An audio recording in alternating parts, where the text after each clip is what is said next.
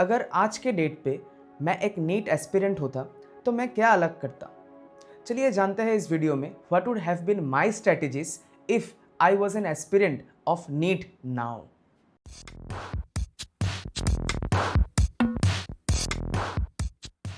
जब मैं 21 साल का था तब मुझे ऐसा लगा था कि एक बेसिक फार्मूला होता है and I cracked it. The formula is कि आप लंबे टाइम तक पढ़ते रहो, उसके बाद उसको थोड़ा सा रिकॉल करने की कोशिश करो और जल्दी सिलेबस ख़त्म करो, तब जाके एक अच्छा रिजल्ट बन जाएगा। Today I feel it is partially correct और आज के प्रिपरेशन में द थिंग्स हैव चेंज्ड। मैंने नीट दिया था इन द ईयर 2016, तो माई preparation year was from 13, 14, 15 and I finally gave the exam on 16th। आज के डेट पे सिर्फ एक एस्पिरेंट नहीं, मैं दोनों चीज़ों को कंबाइन करता हूँ। Me when I was a student and me when I am a teacher. In both perspectives if I see, मुझे ऐसा लगता है कि there is a subtle difference between hard work and smart work. And for NEET let me make it very clear, आपको hard work भी करना पड़ेगा और साथ में स्मार्ट वर्क भी करना पड़ेगा। Both of them are equally necessary. तो इस वीडियो में मैं थोड़ा सा डिस्कस करूंगा रिगार्डिंग दी कॉमन मिस्टेक्स, उसके बाद उनके सोल्यूशन। ऐसा नहीं कि बस मैं आपको मिस्टेक्स बता दूंगा और उसका सोल्यूशन डिस्कस नहीं करूंगा। Mistake number 1, revision time table ना होना। ऐसा नहीं कि आप रिवाइज नहीं करते, पर आपके पास रिवीजन का एक प्रॉपर टाइम टेबल है ही नहीं। मैंने ऐसा देखा है कि हम बहुत सारे स्टूडेंट्स रैंडम रिवीजन करते हैं। जब एग्जाम होता है, कहीं पे मॉक टेस्ट, कोई पार्ट टेस्ट, कोई चैप्टर टेस्ट, उस दौरान हम रिवीजन करते हैं। आपके पास every day a fixed set of time होना चाहिए, से पर सब्जेक्ट 30 मिनट्स या फिर पर subject 1 hour. 1 hour is a big time for revision. आपको करंट टॉपिक्स पे भी फोकस करना है, पर 30 मिनट्स इनिशियली आपको इतना टाइम होना चाहिए फॉर रिवीजन पर्पसेस ओनली। तो इन दैट केस मुझे ऐसा लगता है कि आप सभी को एक रिवीजन का स्केड्यूल बनाना चाहिए। से रात को 11:30 से अराउंड 1:30 तक मैं सिर्फ और सिर्फ रिवीजन ही करूंगा। I will not do any current topic, I will not explore new topics, I will just do revision of the old topics. ये आपको ऑन द लॉन्ग टर्म आपके बैकलॉग को क्लियर करने में हेल्प करेगा। बैकलॉग इज समथिंग जो आपका होगा ही अगर एक एस्पिरेंट है तो। अगर मैं भी आज प्रिपरेशन लेता, मेरा आज भी बैकलॉग होता। Having backlog is natural, it shows that you are a serious student. क्योंकि जो बच्चे सीरियस नहीं हैं उन्हें पता ही नहीं है कि उनका बैकलॉग है। मैंने ऐसे बहुत सारे केसेस देखे हैं जहाँ पे just because of proper revision, कि हम रिवीजन बाद में कर लेंगे, पहले सिलेबस खत्म करते हैं, सिर्फ ये माइंडसेट के वजह से कितने सारे बच्चों का आज के डेट पे नीट नहीं हुआ। और ऐसे बहुत सारे बच्चे हैं जिनका नीट क्लियर हो गया, वो आज के डेट पे भी मुझे ऐसा बोलते हैं कि सर इजीली हम 50 to 100 मार्क्स बढ़ा सकते थे, वो 11th के टॉपिक से कुछ पार्ट छूट गया था जो कि हम एंड में जाके रिवाइज कर ही नहीं पाए। So having a proper revision schedule for class 11th part if you are in 12th और a first part of class 12 if you are in the end of class 12 is very necessary. ये आपके daily schedule पे होना चाहिए। ऐसा नहीं कि revision हम बाद में करेंगे, रिवीजन हम फर्स्ट डे से करेंगे। Moving on to the second mistake, diagrams बाद में करेंगे। This is itself a blunder. एक subject like biology, 80% of the chapter is dependent on diagrams and flow charts. ऐसा नहीं कि आप लास्ट के 10 डेज पे डायग्राम कर लेंगे और बाकी पूरे साल भर आप बस थ्योरी ही पढ़ेंगे। बायोलॉजी का एक एक थ्योरी वो एनसीईआरटी के किताब के जो डायग्राम्स है उसी के ऊपर बेस्ड है। आपको पता होगा, आप कोई भी एक डायग्राम ले लो, साइड पे जो टेक्स्ट लिखा होता है it is less than what is given in the diagram. बहुत चीजें ऐसी है जो डायग्राम में बहुत ज्यादा इलेबोरेट होता है। वो diagram is itself A part of theory. तो आप ऐसा नहीं कि आप क्लास 5 या 6 या 7 पे है कि स्कूल का एग्जाम है, उस हिसाब से हम पढ़ेंगे, पहले क्वेश्चन आंसर सीख लेते हैं, एग्जाम के पिछले वाले दिन हम पूरा सिर्फ डायग्राम ही प्रैक्टिस करेंगे। नीट का प्रिपरेशन ऐसा नहीं होता है। For optimum results, for a better preparation, You have to rely on these diagrams to understand this theory part. Mistake number 3, chapters को इग्नोर करना जो टफ है। जेनेटिक्स का पार्ट थोड़ा सा टफ लगता है, इकोलॉजी शायद उतना इंपॉर्टेंट नहीं है, बायोटेक में टॉपिक्स थोड़े कॉम्प्लिकेटेड है, प्लांट फिजियो में बहुत सारे रिएक्शंस है। हम अक्सर क्या करते हैं कि जो इंटरेस्टिंग पार्ट्स है जैसे कि ह्यूमन फिजियोलॉजी, साइटोलॉजी, उन पार्ट्स में हम ज़्यादा फोकस करते हैं, पर जैसे ही क्लास 11th पे से प्लांट फिजियो का टॉपिक स्टार्ट होता है, वो यूनिट नंबर 4, तब हम थोड़ा सा स्लो हो जाता है हमारे प्रिपरेशन में। Each and every chapter has some weightage.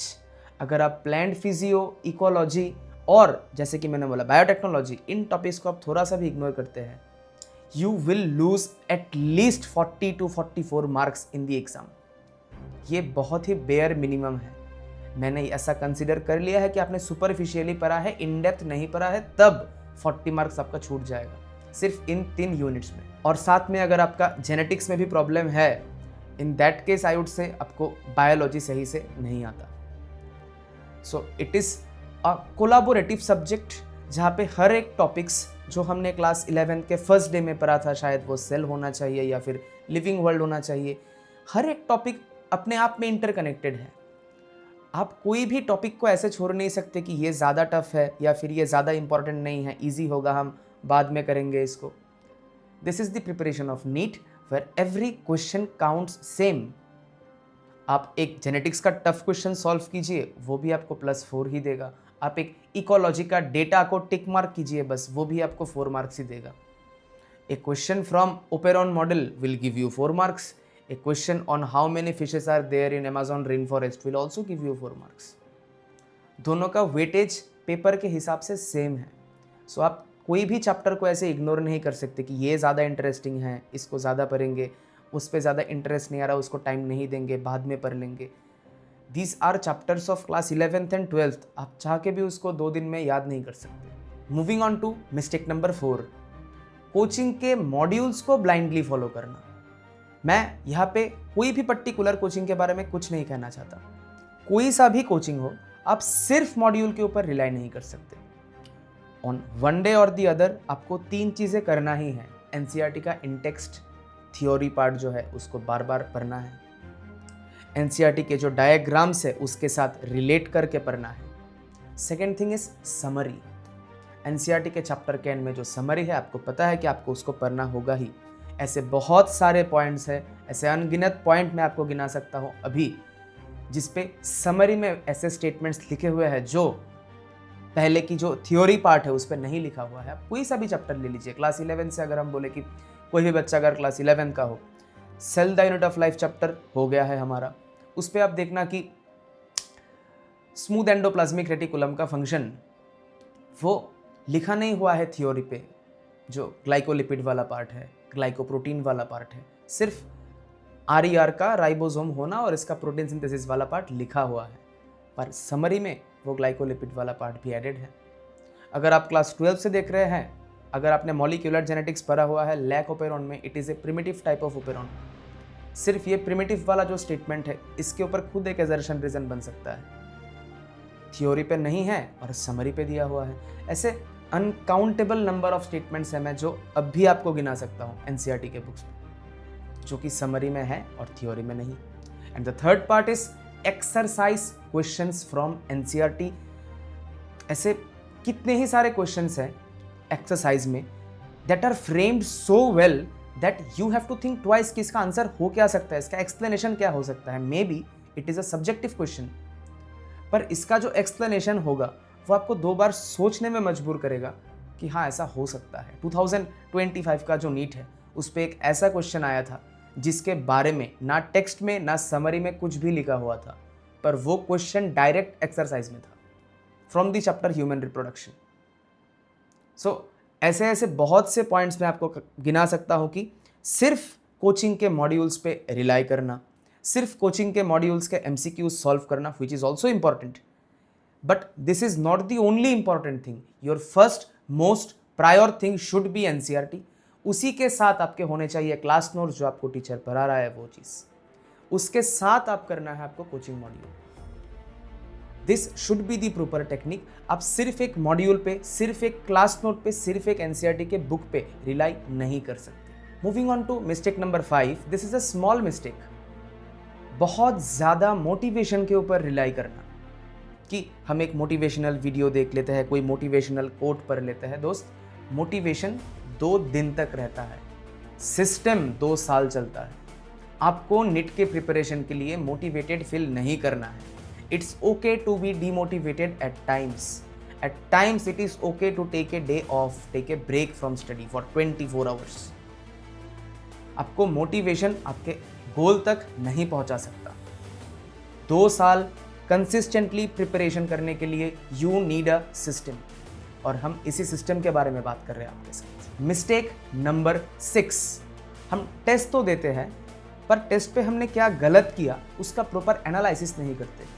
720 marks का एक एग्ज़ाम देना, 180 मार्क्स का कोई भी एक एग्ज़ाम देना, 360 मार्क्स का एक एग्ज़ाम देना, हर एक एग्ज़ाम का एक ही ऑब्जेक्टिव है। उस एग्ज़ाम में मेरे कितने स्कोर आए नहीं, उस एग्ज़ाम का, उस मॉक टेस्ट का, उस प्रिपरेशन टेस्ट का एक ही ऑब्जेक्टिव होना चाहिए कि मुझे कौन सा क्वेश्चन नहीं आता, मैं वही क्वेश्चंस मुझे बाहर निकालने हैं। क्योंकि जो क्वेश्चंस मैंने एग्ज़ाम हॉल में सही किए वो तो मैं एक्चुअल डे पे भी सही करूँगा। एग्ज़ाम देने का मतलब है कि उस टेम्परामेंट में मैंने कौन से क्वेश्चंस गलत किए थे, मुझे वही क्वेश्चंस फाइंड आउट करने थे, और हम यही नहीं करते। This is the first objective of giving a test. हमको बस टेस्ट देना है डोपामिन रश के लिए कि अगर रैंक ऊपर आ गया, मार्क्स अच्छा आ गया, सर सोचेंगे कि हम बहुत अच्छा पढ़ाई कर रहे हैं, कि this student is very serious. ऐसा नहीं होता, कहीं पर भी ऐसा नहीं होता। एक वही स्टूडेंट आगे on the long run moves ahead जो बहुत ही अच्छा टेस्ट एनालिसिस करता है। उसका एक अलग टेस्ट कॉपी होना चाहिए कि हाँ, पीसीबी के फर्स्ट टेस्ट पे फिजिक्स से मेरे ये क्वेश्चंस गलत हुए थे because of this reason. Calculation mistake हो तो आप लिख के रखो कि मैंने कैलकुलेशन मिस्टेक किया। कंसेप्चुअल एरर है तो वो भी लिख के रखो। कैलकुलेशन में भी कौन सा वाला कैलकुलेशन है वो भी आपको लिखना है। मैंने क्लास पे भी कई बार बोला है, मेरे क्लास 12th पे मैथ्स एग्जाम में मैंने एक कैलकुलेशन गलत किया था, एक स्टेप पे, लास्ट स्टेप में मैंने 3+2 6 लिखा था। मुझे आज के डेट तक ये याद है क्योंकि मेरा मिस्टेक कॉपी था। आप 5 साल पुराना मेरा एक लेक्चर ले लो, आपको वही मिलेगा कि मैं यही सेम बात, यही सेम एग्जाम्पल बता रहा हूँ कि बिकॉज दिस इज़ रियल, और मुझे पता है कि मैं कहाँ कहाँ किस किस टाइप्स के मिस्टेक करता हूँ। So having a test copy, a test analysis copy is very crucial, ताकि आप पूरा जो टेस्ट आपने दिया उसको आप एनालाइज कर सके। This will point out your weakness. अभी जो मैं यहाँ से बोल रहा हूँ, this is a general weakness कि ये शायद मैक्सिमम एस्पिरेंट्स ने ये फेस किया है, पर आपका जो स्पेसिफिक वीकनेस है वो आप एक टेस्ट कॉपी में लिख लेना है आपको, वरना आप अपने ऊपर काम नहीं कर सकते। आप जनरल सेशंस पे बातें करेंगे, सुपरफिशियल लेयरिंग हो जाएगा उस पर। बस आपको खुद के ऊपर इंप्रूवमेंट करना है। Next, moving on to mistake number 7 is comparison with my peers. अक्सर मैंने ऐसा देखा है कि एक बच्चे को उसके लास्ट 3 टेस्ट्स के स्कोर अगर मैं पूछ लूँ कि बताओ पार्ट टेस्ट 3 में तुम्हारा क्या आया था, पार्ट टेस्ट 4 में तुम्हारा मार्क्स कितना था, पार्ट टेस्ट 5 में कितना था, वो उसको नहीं पता। पर जो टॉपर है उसका पता है कि पार्ट टेस्ट 3 में उसका 650 आया था, उसके बाद उसका 640 आया, अभी उसका 655 आया, उसके बारे में पता है। आप खुद के स्कोर खुद को एनालाइज करने के बजाय आप अपने टॉपर के ऊपर ज़्यादा टाइम दे रहे हो, जो आपसे बेहतर है ऑलरेडी आज के डेट पे, और जो बेहतर है वो खुद के ऊपर वर्क कर रहा है। ही और she is just working on themselves, ताकि उनका जो स्कोर है वो 650 से 680 तक, 690 तक, 700 तक जा सके, और आप भी उन्हीं के स्टोरी को लेके ज़्यादा फोकस्ड हो कि हाँ, हमें उनका स्टोरी ज़्यादा मोटिवेटिंग लगता है। खुद के ऊपर काम कीजिए, दूसरों से कंपेयर मत कीजिए। This makes you feel devastated, क्योंकि अब अगर स्कोर का से आपका स्कोर आ रहा है 400 और आपका जो बैच का टॉपर है उसका स्कोर आ रहा है 600, 650, आप सोच रहे होगे कि 250 मार्क्स उसको मुझसे ज़्यादा मिले। आपको ऐसे सोचना ही नहीं है, मेरे दोस्त का मुझसे 50 मार्क्स ज़्यादा आ गया। You cannot think like that in today's preparation. You have to work on yourself. You have to be mean. You have to be very self-centered when you are preparing for NEET. At least with respect to the preparation. You have nothing to do with आपके दोस्त को कितना score आया, how did he do in his last test, you have nothing to do with it. So these according to me are the major 7 mistakes that I would have avoided if I was preparing today. Now I will talk about the solutions of all of them, the things that I should have done to get out of this, to make my score reflect, to have a good progress tracker sheet. So let's talk about the solutions. Let me start with a story. मेरा एक student था राहुल. उसने he was very sharp, he was very intelligent, पर उसका एक problem था, वो ecology को इग्नोर करता था. मतलब जेनेटिक्स के कुछ ऐसे सवाल जो मैं आज भी अगर क्लास पे दे दूँ तो 99% स्टूडेंट्स वो सवाल को टच भी नहीं कर पाते on the first time. They can't even start, they can't even think कि उसको किस डायरेक्शन में सोचे. पर वो एक ऐसा स्टूडेंट था, मैं जो भी सवाल देता था ही कुड हैव इमेजिन कि हाँ इसको ऐसे करना है, इसको ऐसे करना है. He was actually sharp. उसका फिजिक्स, उसका बायोलॉजी, उसका chemistry, he had a grip in all of this subject. उसका प्रॉब्लम बस ये था कि उसका जो स्ट्रेंथ है it was zonal strength, regional strength. वो कुछ ही चैप्टर्स को बहुत अच्छे से करता था. मैंने खुद उसको बुला के 5 to 6 टाइम्स ऐसा बोला कि you go through the unit of ecology, it carries marks. And as usual I expected it कि वो बस यही कहता है कि हाँ सर कर लेंगे बाद में, अभी उस चैप्टर में थोड़ा फोकस कर रहे हैं, दूसरे चैप्टर में फोकस कर रहे हैं. ऑल्दो वो चैप्टर्स उसके बहुत स्ट्रॉन्ग थे. एंड ऑफ द डे उसका क्या हुआ कि एग्जाम से ठीक एक वीक पहले उसने इकोलॉजी पढ़ना स्टार्ट किया. और this was I think 2021 probably. उस वक्त इकोलॉजी के 4 चैप्टर्स थे, ऑल्दो आज के डेट पे 3 हैं. वो लास्ट के 2 चैप्टर्स ठीक से मतलब उसने कंप्लीट ही नहीं किया. उसके लगभग 16 marks were gone from ecology. And he was someone, अगर उसने वो 2 चैप्टर्स को एक बार पढ़ भी लिया होता, बस एनसीईआरटी उसने रीड कर लिया होता, तो वो 4 क्वेश्चंस वो कर लेता. डायरेक्ट एनसीईआरटी के वो लाइन थे. और 21 का पेपर वॉज क्वाइट ईजियर, तो वो 4 क्वेश्चंस वो इजीली कर लेता. वो 16 मार्क्स 4 क्वेश्चंस उसने सिर्फ और सिर्फ इकोलॉजी के लिए गवाया. और ऐसे मेरे पास काफ़ी सारे एग्जाम्पल्स हैं जहाँ पे students were not very intelligent but they had completed each and every chapter in a decent manner and their score in total in NEET was more than Rahul. So NEET as an exam is not about intelligence, it's not about motivation, it's system. It's the system that will last for 2 years and give you result after 2 years.